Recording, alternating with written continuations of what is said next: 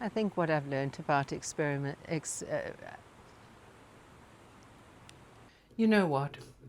I'm done with perfection. It's an elusive, procrastination inducing, fear creating, unattainable lot of nonsense.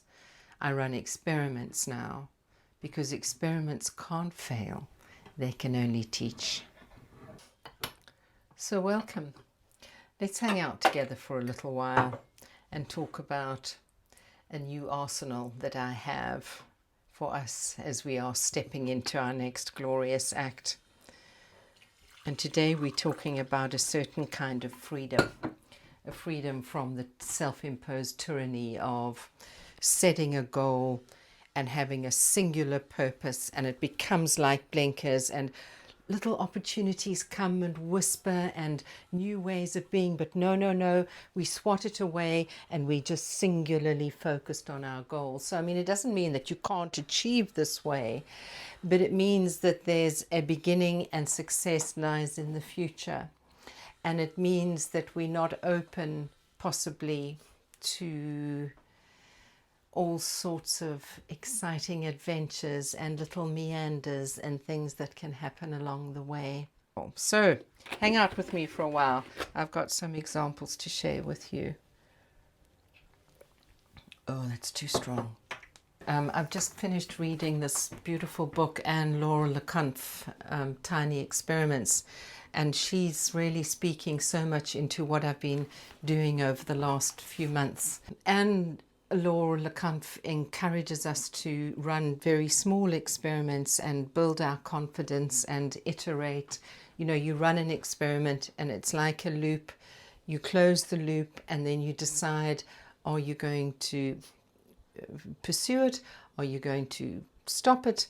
Or are you going to pivot into something else? And the experiment I'm thinking of right now is my YouTuber journey, which is really just one long experiment. So with this YouTube channel, it is an experiment in the sense of, I don't know what the outcome is going to be.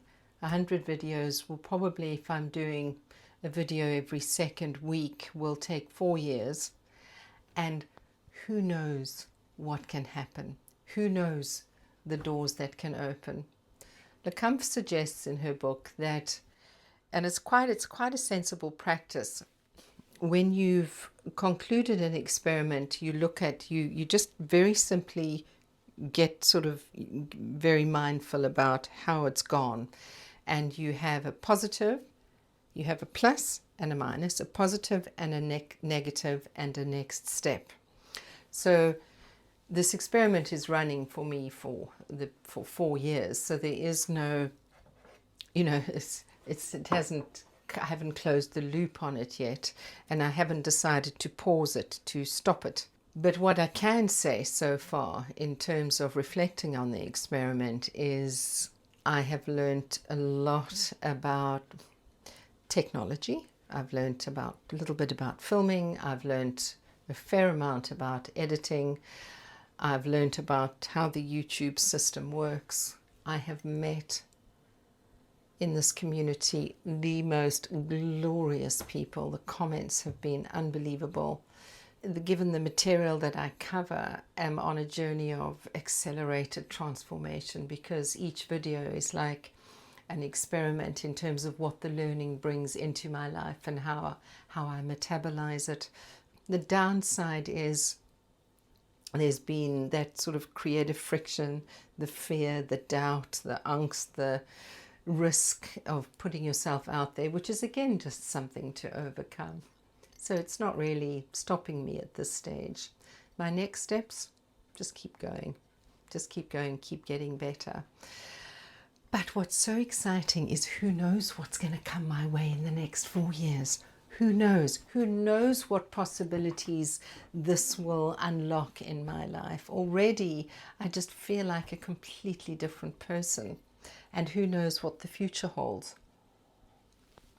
Maybe I'll get a brand sponsor for shampoo. You can choose something that you can actually follow through on, and it builds confidence. So a few videos ago, some of you may have seen the video, but it was all about letting go and the idea of sitting with a feeling. And I've been doing a lot of work on that in terms of just feeling into your body and letting go. And what I did was, this basket was filled with sweets and chocolates and biscuits, and because I wanted to run an experiment of, if I have these in my house and I feel the craving and I feel the temptation, I just I just sit with it and let it go. But it was there was a lot of friction there, and you know, sometimes I'd be tired and I wouldn't be concentrating and my hand would so I closed the loop of that experiment and realized I need to put a bit more friction between myself and the goodies. So I've actually got to walk to the shop. But what it did do, which was so incredible, is it led to the next experiment. So I thought, oh, the intuitive eating, and you know, I've tried it all now. I've tried everything. But now with the framework of the diets and kind of things I've tried in the past, they're not failures. They're just evidence of what doesn't work. So let's try a new experiment. So I started exploring the idea of cravings. So I started doing some research around, you know, that as I started exploring cravings, I started exploring the gut biome and how, with the billions and squillions and quadrillions of little creatures in our bodies, they actually talk to us. They come together as a collective voice and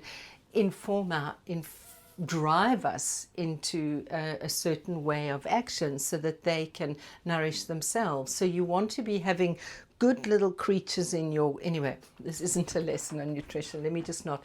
Because this is my current experiment. So I'm looking at nurturing my gut biome.